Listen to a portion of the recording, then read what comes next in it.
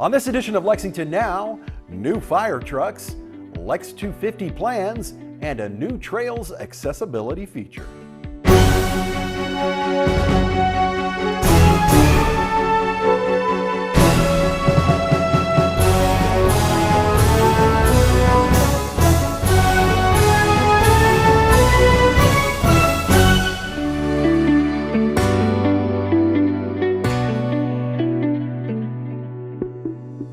I'm Neil Noah, and welcome to Lexington Now for the week of October 21st, 2024.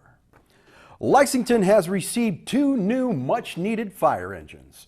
We were on hand for the rollout. So what you see behind us are the new Engine 1 and Engine 5. The contract date, the date that we signed the contract to purchase these trucks, was in September of 2021. So that just gives you an idea of what the delivery time on these apparatus are. These are 2024 model Seagrave apparatus, and they will replace 20-year-old pumpers that currently serve as Engine 1 and Engine 5.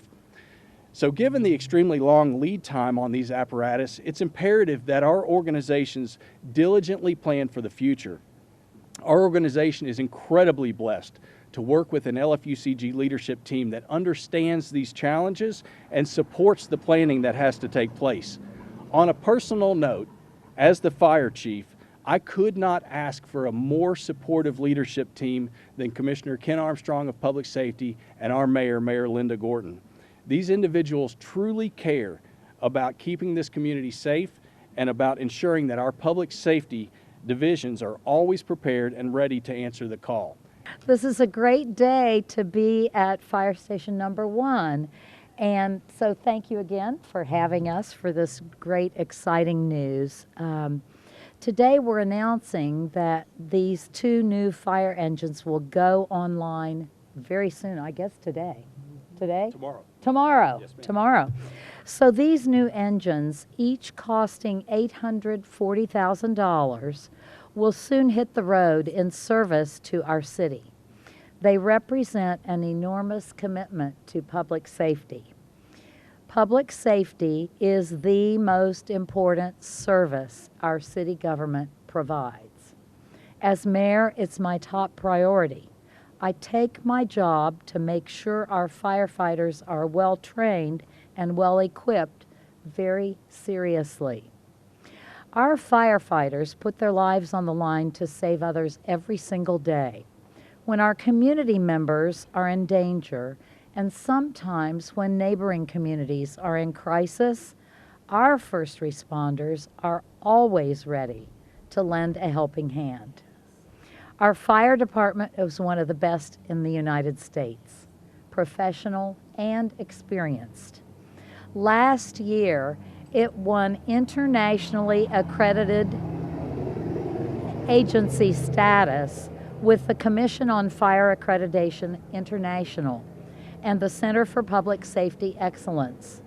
Only about 300 fire departments, mostly in the United States, have attained this status, and only a handful of fire departments in the United States, including Lexingtons, have earned both internationally accredited agency status while holding a Class 1 ranking for the Insurance Services Organization, which measures the effectiveness of fire protection services in cities nationwide. Chief, it's very important to me and to the council that you and your team have top-of-the-line equipment so you can do your job. So these engines represent top-of-the-line equipment, and we're really thrilled that they are now in service.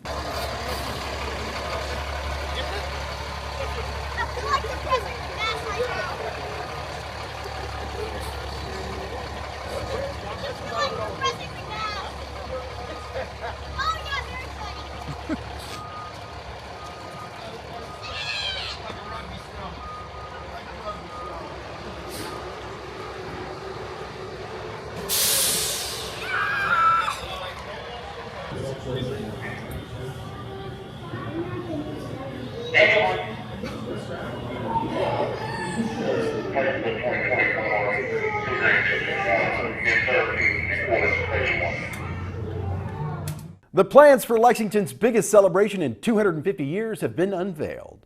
Mayor Gorton announced the year-long anniversary celebration plans recently. We have a lot of history to celebrate in 2025.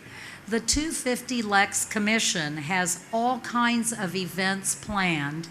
Most are free, all are open to the public.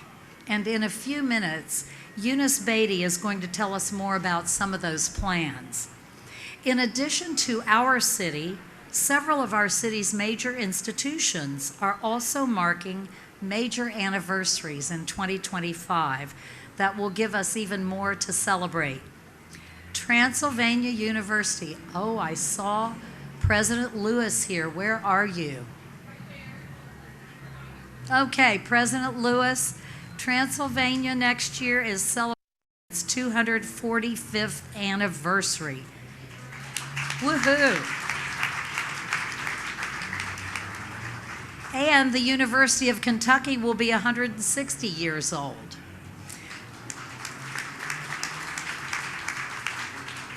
The Red Mile will celebrate its 150th year, and Memorial Coliseum will turn 75. Our public library will be 120 years old. Millward Funeral Directors will be 200. And historic Pleasant Green Missionary Baptist Church, the fourth oldest African American Baptist church in the United States, will be 235.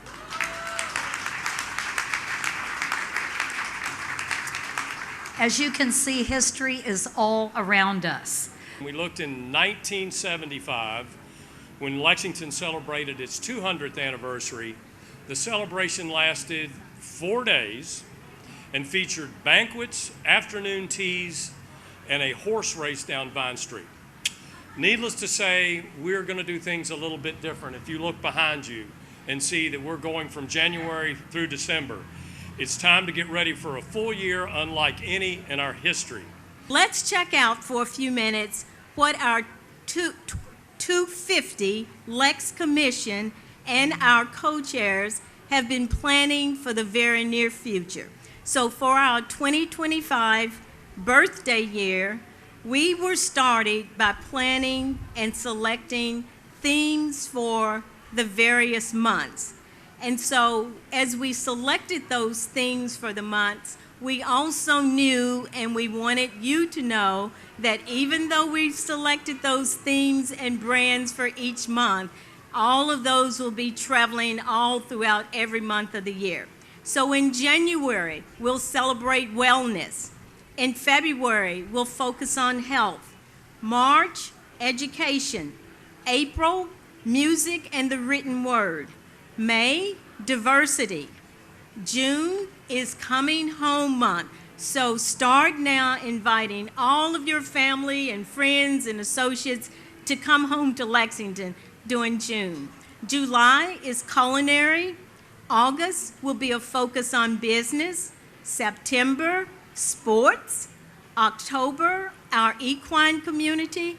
November is arts. And we'll end with December with a recap and a look into our future. And of course, all of the themes, again, will be throughout the entire year.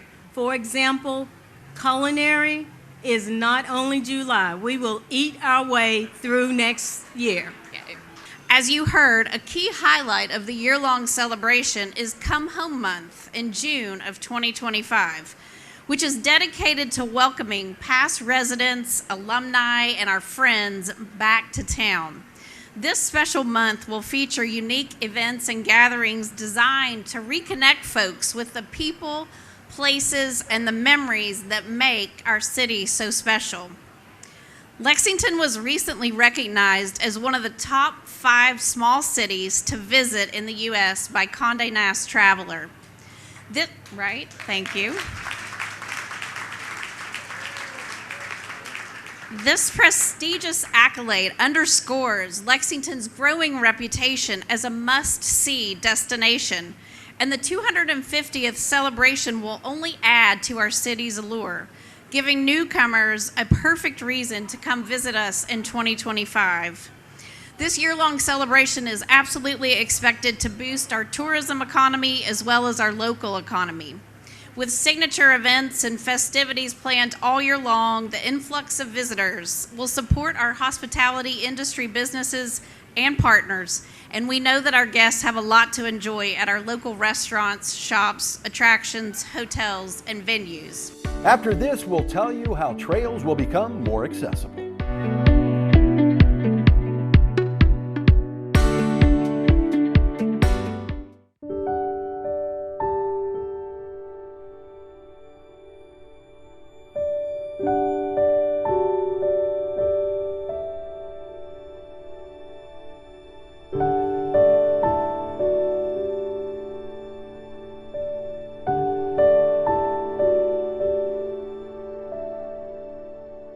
Hello everyone, I'm Tiffany Brown, Equity and Implementation Officer in the Mayor's Office and Chair of the A Sense of Place Committee.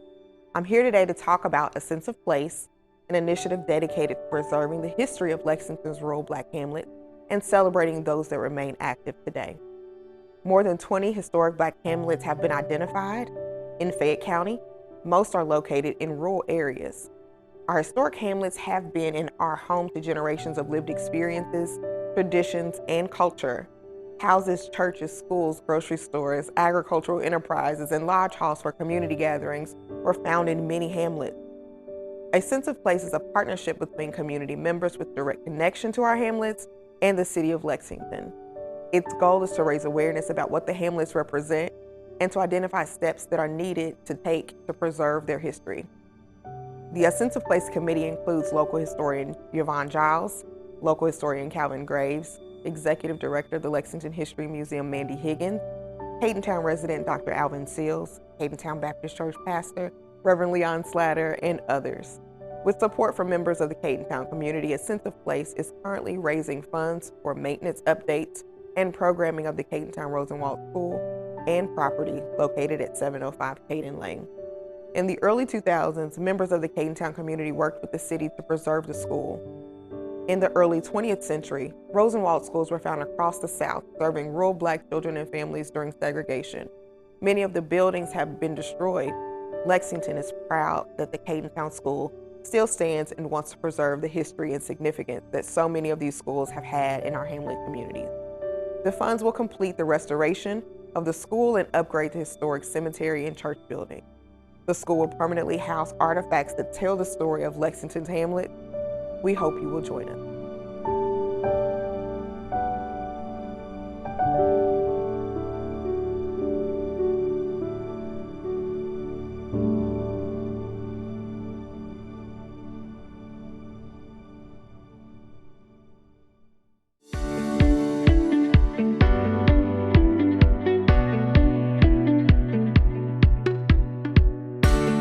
Welcome back to Lexington Now. Lexington Parks and Recreation is launching a pilot program for an action track chair. This will allow for more inclusive access to unpaved trails at parks' natural areas this spring. Mayor Gorton could not be with us today, but I do want to share her support of the project.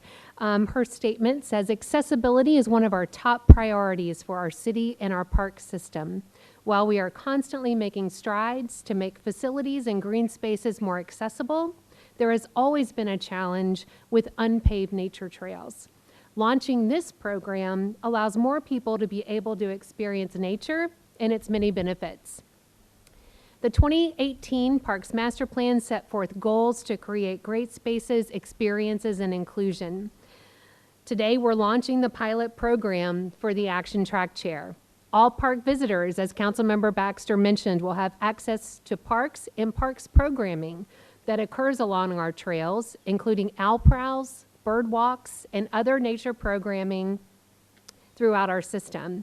Accessibility is paramount to everything that we do. Our therapeutic recreation program focuses on enhancing the quality of life for individuals with disabilities through inclusive activities. The Action Track Chair will provide yet another resource for our expansive program. Throughout our parks, from paved ADA trails, such as the recently added Discovery Trail at Raven Run Nature Sanctuary, to paved portions of dog parks and playgrounds with accessible features, we want to make sure our parks are welcoming for everyone. Our parks team, many of which are with us today, are dedicated to bringing more programs and recreational opportunities for all ages to your parks. They are the backbone of a successful Parks and Recreation division, ensuring our parks are clean, safe, designed, and programmed for everyone. If you love to read or collect books, then the Friends Bookseller is the place for you. It's a great way to add to your personal library while helping support the public library at the same time. My name's Rod Brotherton. I'm proud to be the president of the Friends of the Library Association, and we are in the downstairs of the main central library on Main Street here in Lexington. Friends of the Library is an organization that's been around since 1968. And what our job is to provide a retail outlet for donations that are made to the library and books that have been taken from circulation. Our job is to support the library, and all the net profits that we make go directly back to the Lexington Public Library. For example, this year we have already given $22,500 to the Marksbury branch, which is the newest branch of the Lexington Public Library, which will be opening in the first quarter of 2024. We're really glad that we can do this because the Marksbury branch will be a central focal point for the Latino community in that part of town, and they will use the library extensively, and we are glad that this is another branch that we're bringing online to complement the rest of the communities that are being served by the library in Lexington. The library offers us space at no charge in the basement, so we're very grateful for the opportunity to serve the library here in the central location downtown.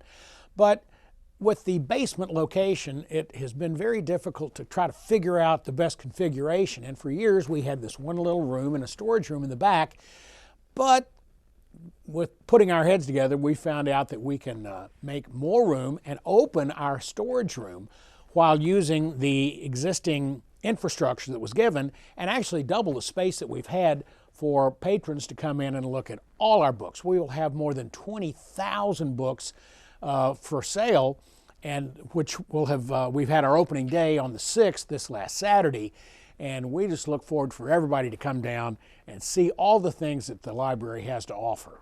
We will be open every day 10 to 4, Saturdays from 10 to 4, and the first Sunday of the month from 1 to 5. Anything that you want to fuel your passion for knowledge, we can help you with. Just let us know what you're looking for, and we'll try to get it for you. Knowledge in open societies are the key to equality and justice.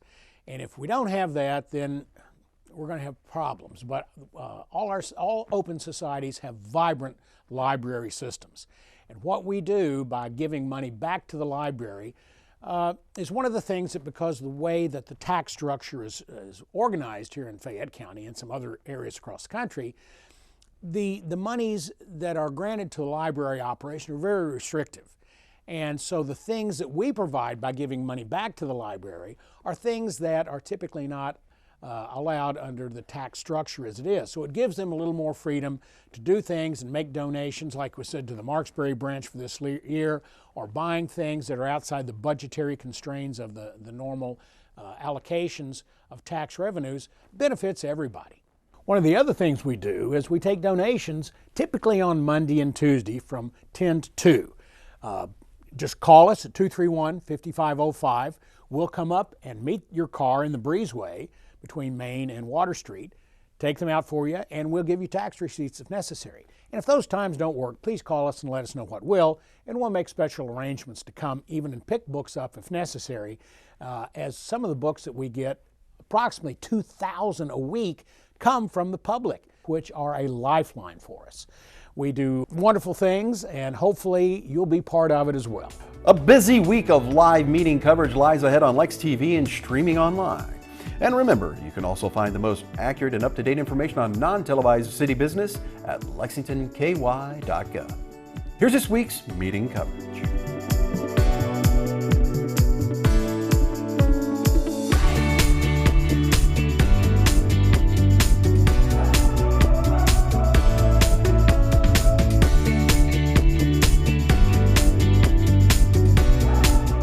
That's all for now, but as always, you can keep up with us on social media. Check out the latest traffic updates on X at LexRex, or catch our live traffic cams on LexingtonKY.gov. For all of us at Lex TV, I'm Neil Noah, and that's it for now.